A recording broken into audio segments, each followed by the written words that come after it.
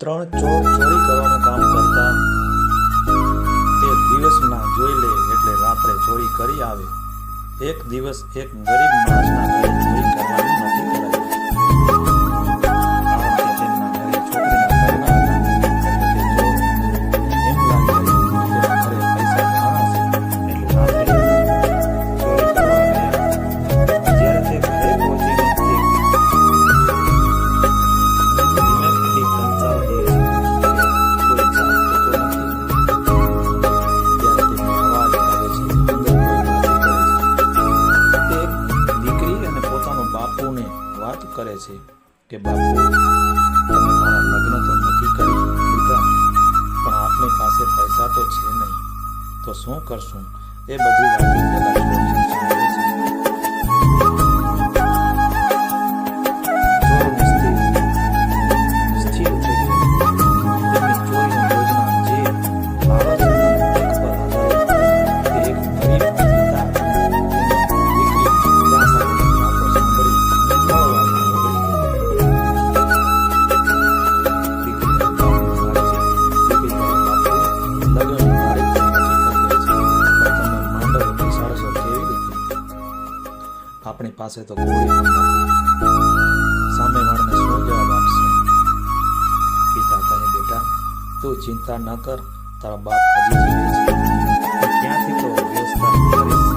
ભલે મારે દિવસ રાત મજૂરી કરવી પડે કે પછી કોઈની પાસે હાથ લાંબો કરવો પડે, પણ તારા લગ્ન તો ધામધૂમથી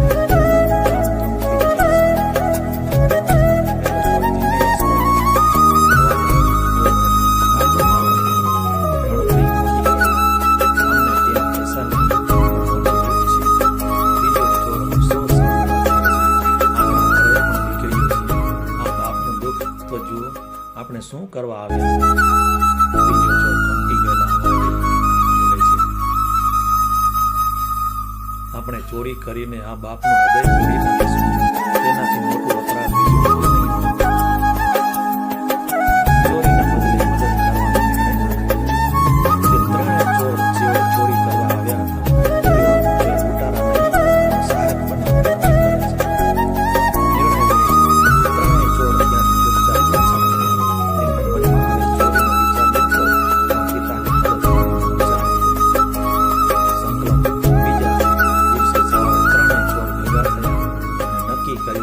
ગરીબ પિતાની દીકરીના લગ્નમાં તેઓ પોતાની કમાણીઓથી શક્ય તેટલો ફાળો આપશે.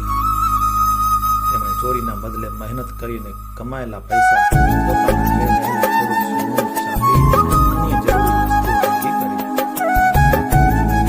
રાત્રે તે ત્રણેય ચોર પાછા તે ગરીબ માણસના ઘરે ગયા. આ વખતે તેઓ ચોરને છુપાયું નહીં, ગુપ્તની જેમ રહ્યા.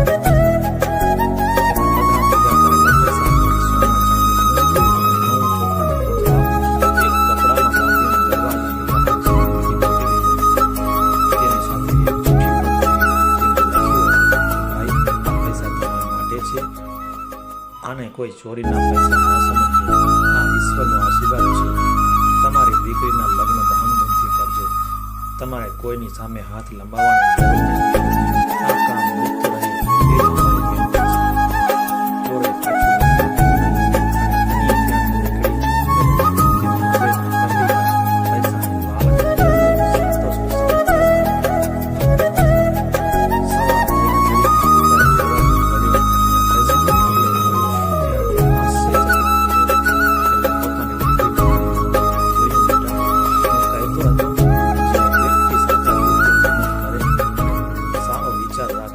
ત્યારે ઈશ્વર કોઈને કોઈ મદદ મોકલી જ આપે છે. આ કોઈ ચમત્કારથી ઓછું નથી. તે પિતાએ તે પૈસાથી પોતાની દીકરીના લગ્ન ખૂબ જ સારી રીતે કર્યા. તેને ક્યારેય